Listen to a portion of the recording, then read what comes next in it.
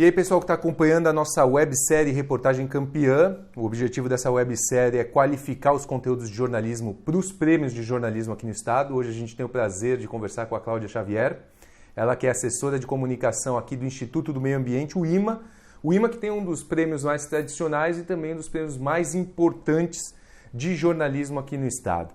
Então fique com a gente para você qualificar o seu conteúdo para o prêmio do IMA.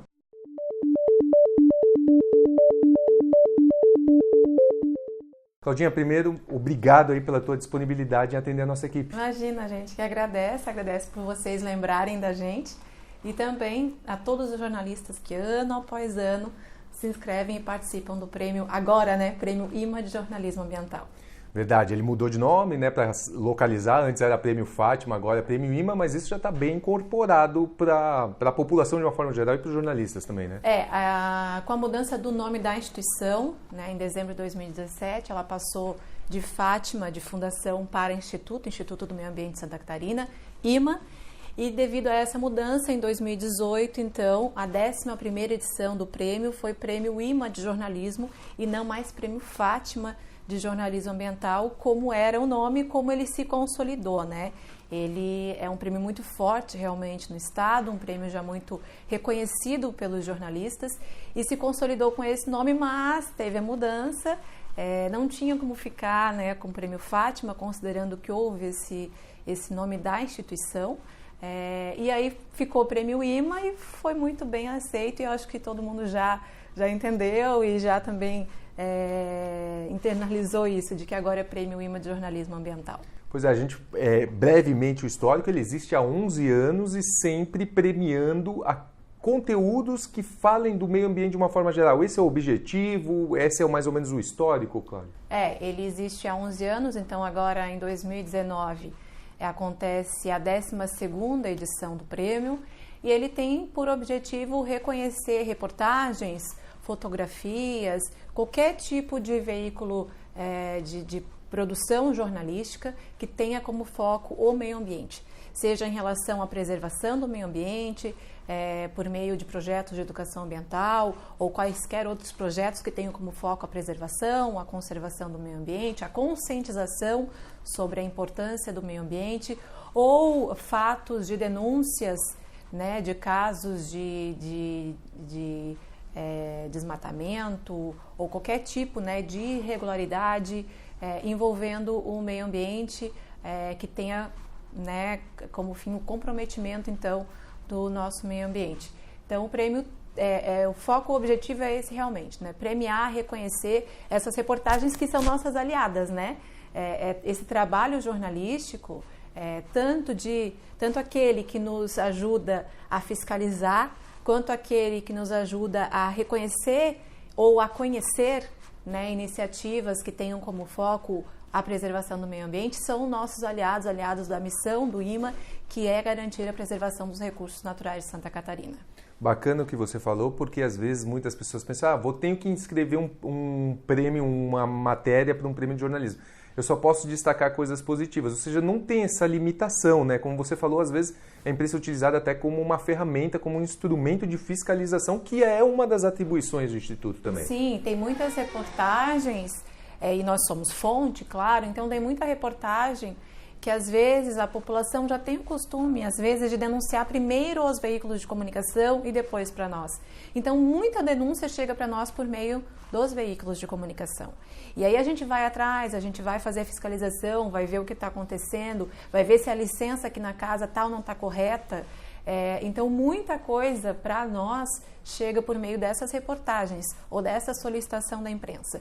E aí é onde eu falo que são aliados nossos, porque cada cidadão é um fiscal, assim como a imprensa é um fiscal, assim como o órgão é um fiscal. Então, toda ajuda, toda denúncia, toda forma de investigação ou de apuração de um fato que chega até nós, nos ajuda também a ir em busca disso e a punir quem tem que ser punido, enfim, mas tomar ali as medidas que são necessárias e cabíveis, né?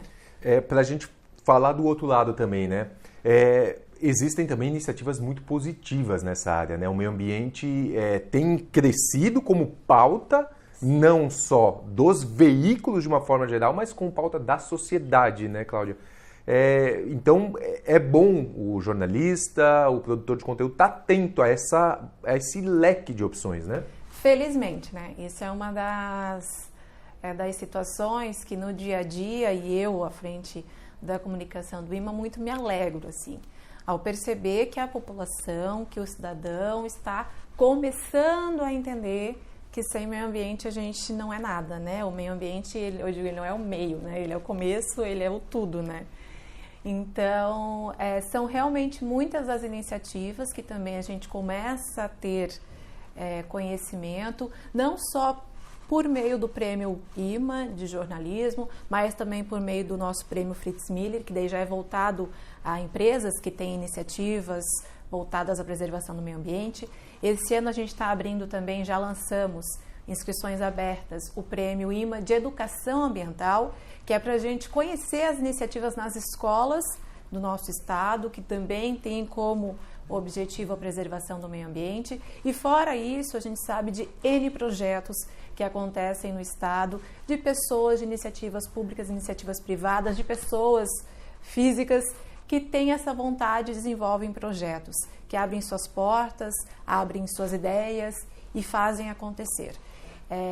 E o jornalismo tem também essa missão, ou pode vir a ter essa missão, de descobrir essas iniciativas, de divulgar essas iniciativas, porque tem coisa muito boa acontecendo, tem coisa com resultado muito bom acontecendo e que é legal para a população saber. Isso não só inspira, quem sabe alguém lá que tem a ideia, tem a vontade e se inspira a fazer, ou outro que quer participar de alguma forma, de alguma iniciativa e não sabe como, e às vezes está ali do lado de casa, mas não sabe o que está acontecendo. Então tem muita coisa acontecendo e aí sim é uma dica para que os jornalistas vão atrás.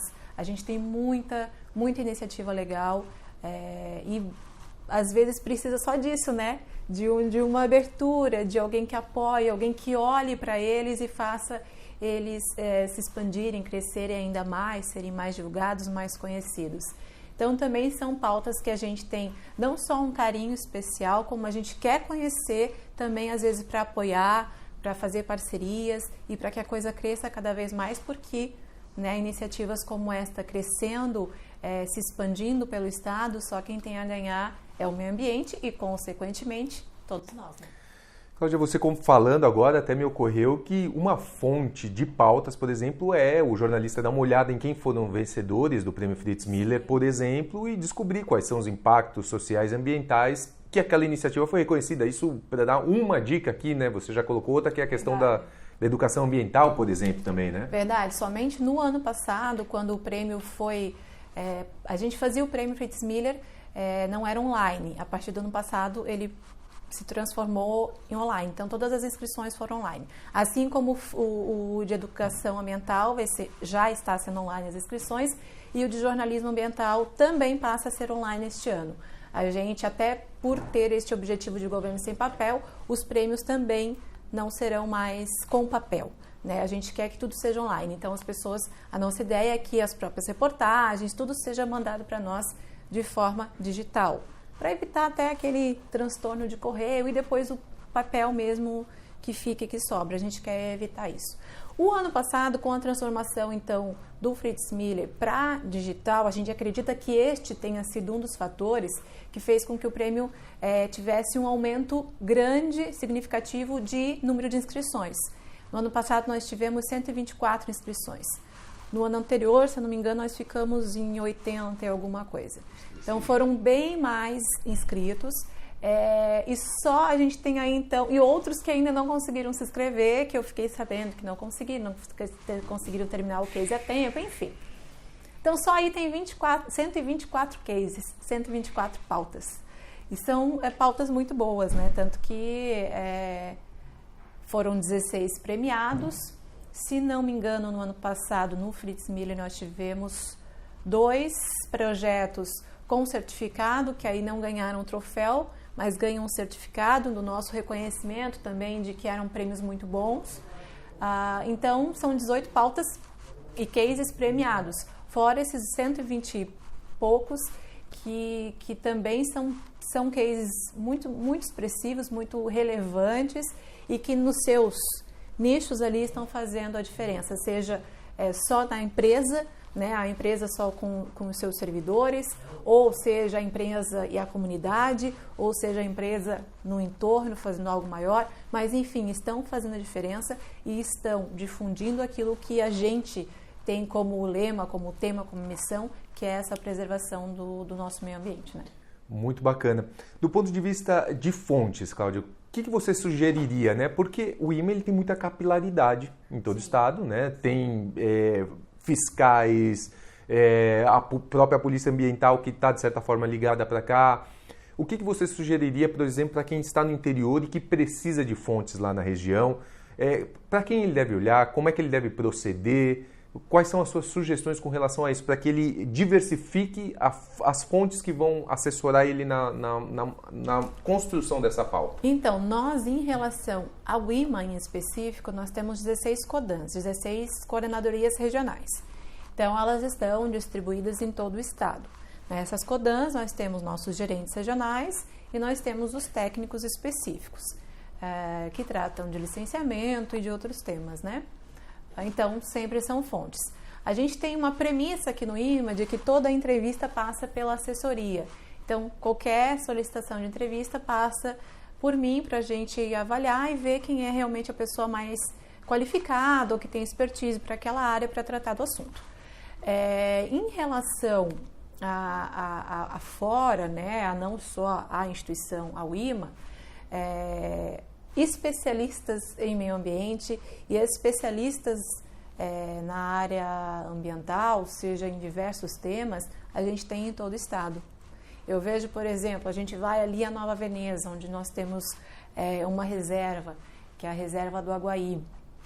E reserva não pode ter visitação, infelizmente, mas é um local sensacional. No entorno tem vários projetos acontecendo junto à comunidade.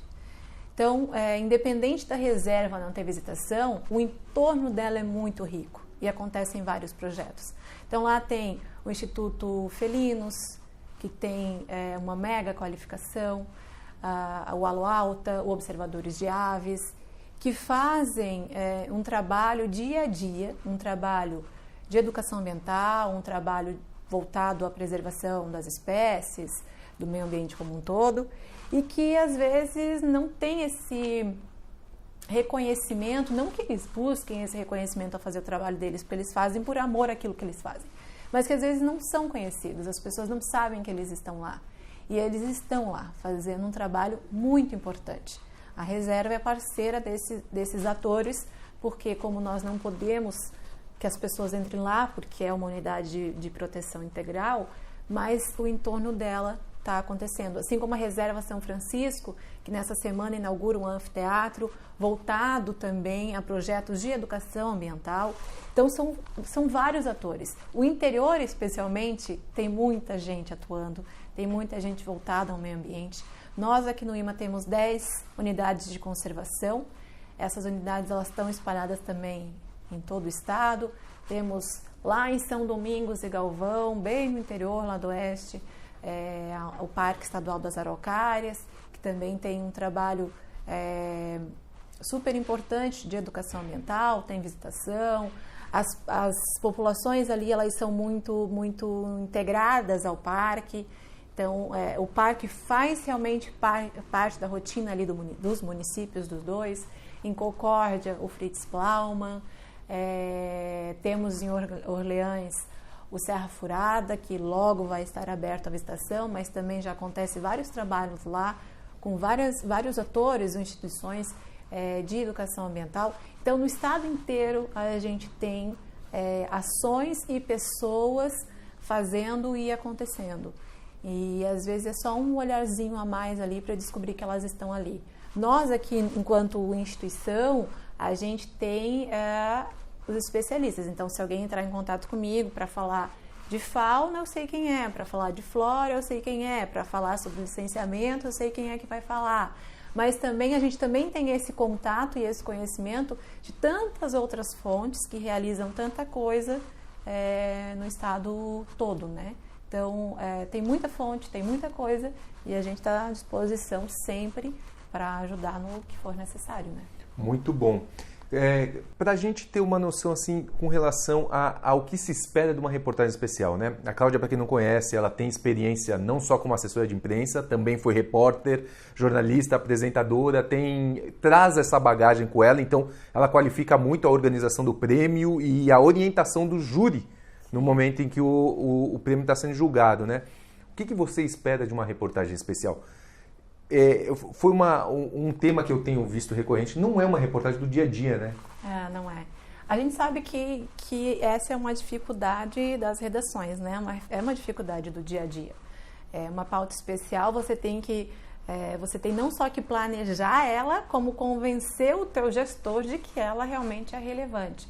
Então, a gente sabe que para o jornalista, na redação, naquela loucura do dia a dia, você já conseguir uma pauta especial, uma pauta de meio ambiente especial, já é um grande passo, né? Já é uma grande conquista. Mas uma pauta especial é isso, né? Ela tem que ser planejada, ela tem que ser pensada, ela tem que ser olhada de uma forma especial e diferente, né? Não basta ir lá e fazer, ela não é uma reportagem do dia a dia, que você chega na redação, pega a pauta, no carro de reportagem você vai lendo o que é e sabendo do que vai falar, chega lá, entrevista 1 ou 2, volta para a redação, no carro escrevendo, chegou lá. Não é, né? Tu tem que pensar nela antes, ir a fundo no tema, né? Você tem aquele case? Beleza, eu tenho esse case é maravilhoso. Mas realmente ele é maravilhoso? Vamos tentar ver se ele tem prós e contras. Aqui, por exemplo, no Fritz, a gente vê isso no Fritz Miller, né? A gente pega o case é lindo, maravilhoso. Ok, mas a empresa não tem nenhum auto junto com a gente, nenhum auto de infração, né? Ela não está fazendo esse projeto porque, de alguma forma, a licença dela condiciona ela a fazer. Então, a gente tem esse olhar. Acho que nessa reportagem especial também tem que ter esse olhar. É lindo, é maravilhoso, até que ponto? Então, vamos tentar olhar os dois lados mesmo, tentar equilibrar, achar as fontes realmente, não digo especialista, mas aquelas que são mais adequadas ao assunto em questão. Uma matéria, por exemplo, se há uma denúncia de um caso, né, que aí recorre ao IMA ou não para ver a situação, mas voltar lá depois da matéria feita, suitar, ver o que aconteceu depois, se a matéria trouxe ou não resultado, se trouxe ou não efeitos, se o órgão cumpriu ou não a parte dele. Eu acho que é esse todo que a matéria especial tem que ter, né? Ela tem que ter realmente um começo, um meio e mostrar o fim, mostrar o porquê que ela foi importante, porquê que ela foi relevante. Quando é um projeto, por exemplo, de educação ambiental, tentar ficar um pouquinho mais de tempo com eles, analisar ali o projeto, voltar, depois ver os resultados, para que a coisa tenha realmente esse começo, meio e fim. Eu acho que é isso que às vezes falta nas reportagens, e não por omissão do jornalista, às vezes por falta de tempo, pela correria, ou por não ter apoio ali das suas gerências, enfim, mas esse todo eu acho que é importante. Talvez é o que a gente sente falta quando vai analisar. Uma questão também que infelizmente a gente vê, que não deveria, né, no jornalismo, mas vê, é a questão do cuidado com o português, o cuidado no escrever. Eu amo escrever, eu sou apaixonada pela escrita e é meu hobby, às vezes não tem nada para fazer, eu vou escrever. E tenho facilidade, graças a Deus. Então, sou muito crítica com relação à redação dos outros, a minha também, mas a dos outros. E eu acho que no ano passado, uma das questões que mais nos pegaram assim na avaliação dos cases do prêmio de jornalismo foi a questão da escrita, da redação. Então, ter esse cuidado realmente com as palavras. A escrita, por mais que a gente tenha facilidade em escrever, não custa ter um outro olhar, né? Um outro olhar ao que a gente escreveu sempre agrega. Vai ver uma vírgula, vai ver um ponto, vai ver aquela palavra repetida, ou vai ver aquele errinho que passa.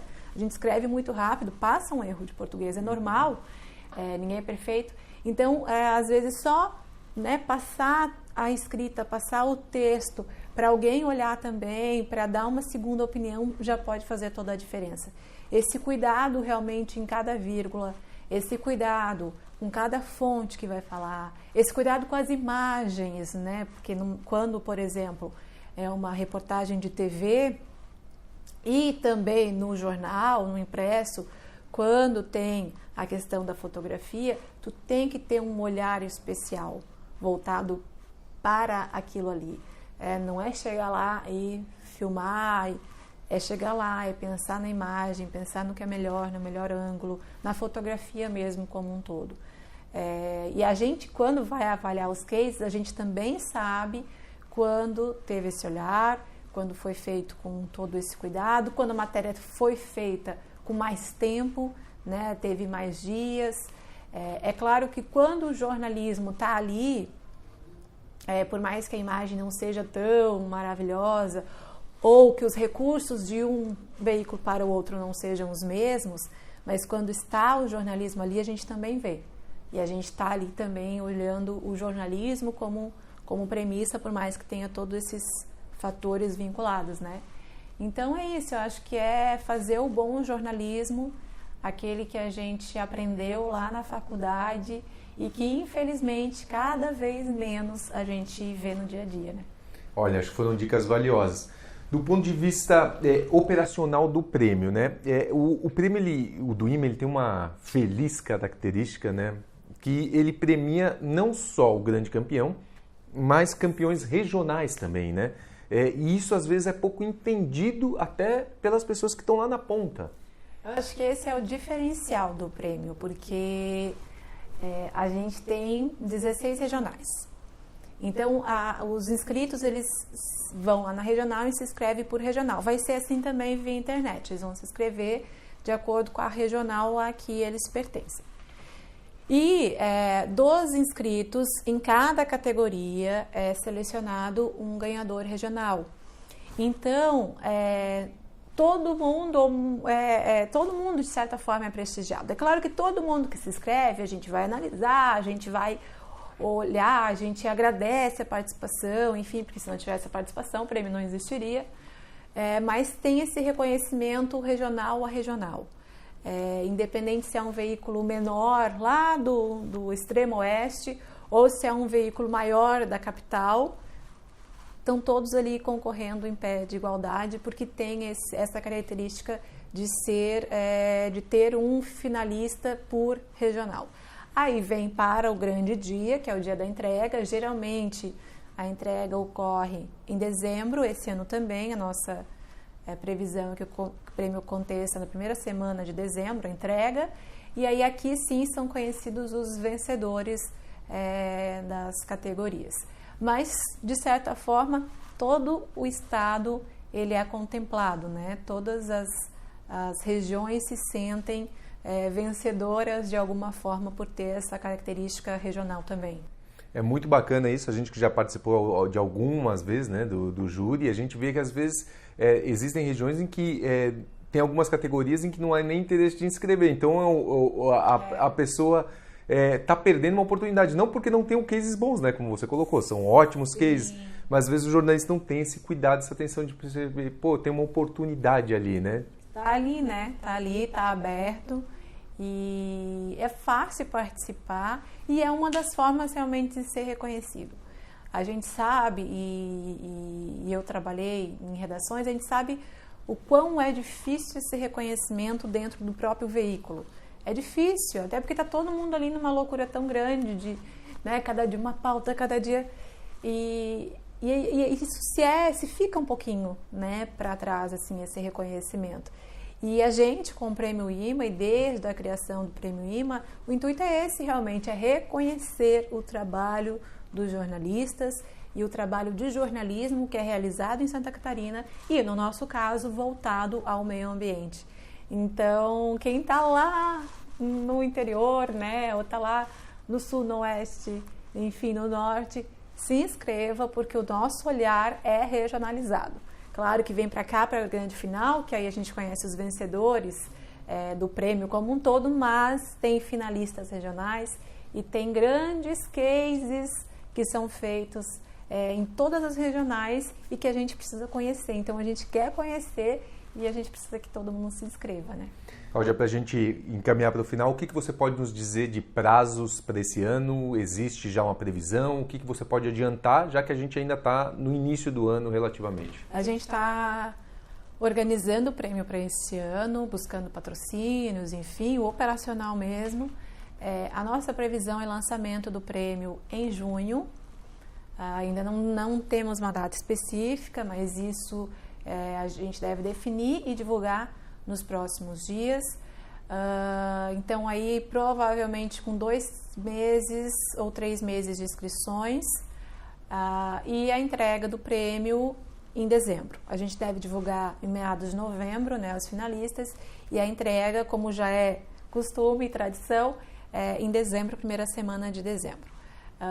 Vai ser provavelmente online, que deve ser a grande mudança para esse ano, que, como eu já mencionei, a gente não quer mais papel, até porque nós somos o órgão que tem como missão preservar o meio ambiente, e eu, particularmente, tudo que as pessoas chegam aqui para mim, vamos fazer um folder. Não, para mim, papel, sabe, se a gente tem o digital, a gente pode usar o digital e economizar e evitar poluentes.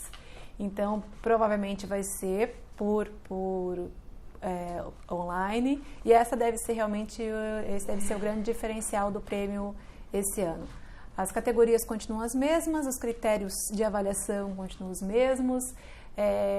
Só uma coisa que talvez eu não tenha mencionado ainda, que é importante: ano passado a gente viu alguns cases que eram inovadores, que eram ousados e que muito nos chamaram a atenção, e eu acho que com essa questão de mídias sociais, de redes sociais, cada vez mais a ousadia, cada vez mais a criatividade, elas fazem parte também do jornalismo e elas devem ser premiadas e reconhecidas. Então, acho que também esse tempero a mais pode fazer a diferença e pode aí levar, né, o júri, a gente na hora lá da avaliação, a dar uma nota, uma classificação melhor por essa coisinha a mais que às vezes também falta no jornalismo, né? Fechou. Fechou? Muito obrigado, Cláudia Xavier, com as dicas valiosas, então, nos ajudando aí a entender como que você pode qualificar, né, os prêmios, as reportagens pelo prêmio IMA de jornalismo. E a gente espera, né, Cláudia, que a gente possa premiar quem está nos assistindo em dezembro com as suas dicas e esse bate-papo. Fique ligado com a gente. Daqui a pouco a gente volta com mais uma websérie aí para deixar sua reportagem campeã. Até a próxima!